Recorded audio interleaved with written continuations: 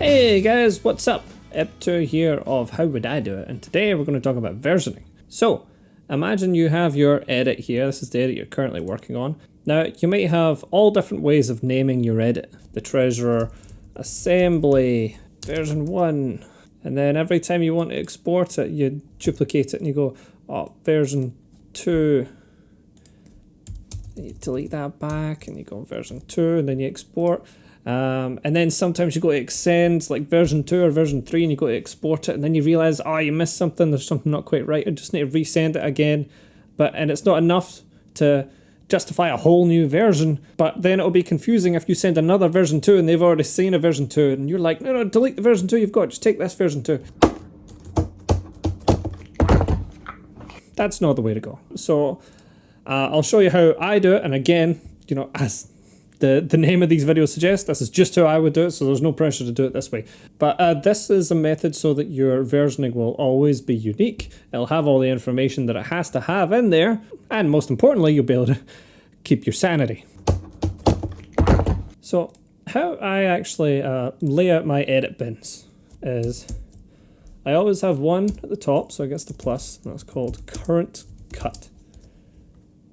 And in there will be the cut I'm currently working on, which will just be named the name of the project with no spaces. So in this case, it was the treasurer. And then I'll have another bin here with exported, like past cuts. And I might sort these out into different bins once I pass a stage, like assembly, director's cut, you know, producer's cut or something like that. You know, you get the idea. My current cut bin, I always want just one sequence in there at any given time. Keep it nice and tidy. I can make notes on the sequence in the notes field. And when I need to export or send an export out, I will duplicate the sequence. And here's how I'll name it. I'll do an underscore, and first I'll add the stage we're at, so assembly, or you know, DC for director's cut, LC for lock cut, something like that. So I'll go assembly for example, and then I do the date. Love me a date naming convention, and that's how I'll export it. That's my naming convention. So the date will be my unique identifier. The date is the version. The date is, you know, is holy and all respectable because it tells you when it was exported, it's unique to that time, and it'll always increment because time only moves forward. Now, I can hear some of you saying, well, what happens if you send more than one version of something in a day? You know, like what if you send it in the morning and then they ask for a tweak, then you send it again? Haha, well, believe it or not, I have actually thought of this. So I would add at the end of this a -a.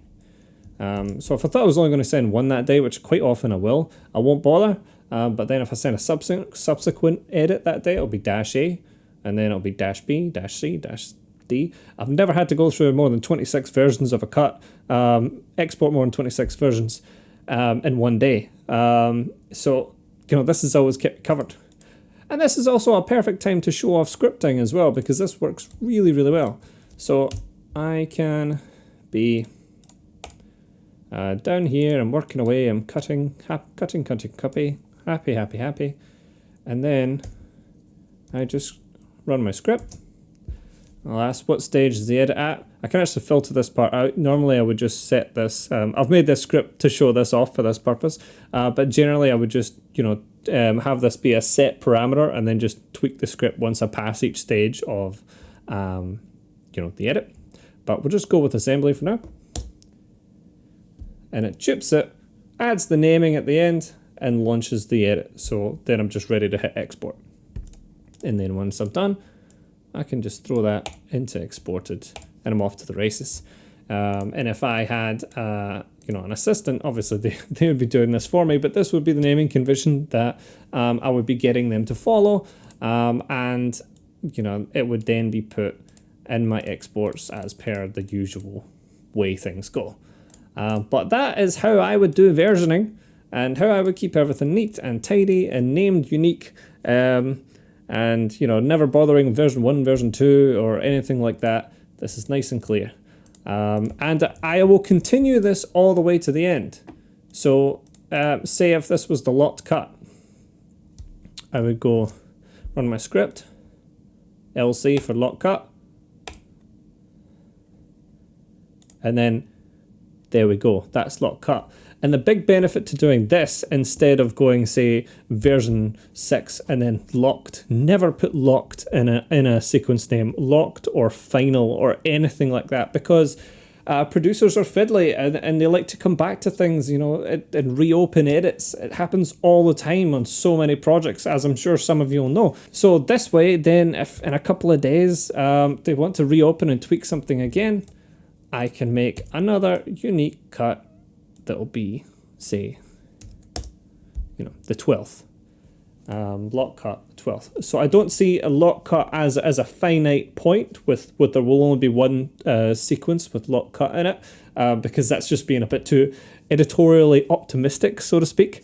I see it as a stage, like the assembly, the producer's cut, the director's cut. Lock cut's just another stage where you can have multiple edit points. And if you treat it as such, you'll have a consistent naming scheme that will keep everybody happy and everything running smoothly. So, hope this was useful for you folks, and you learned something here, and I'll see you real soon for the next one. Cheers, guys.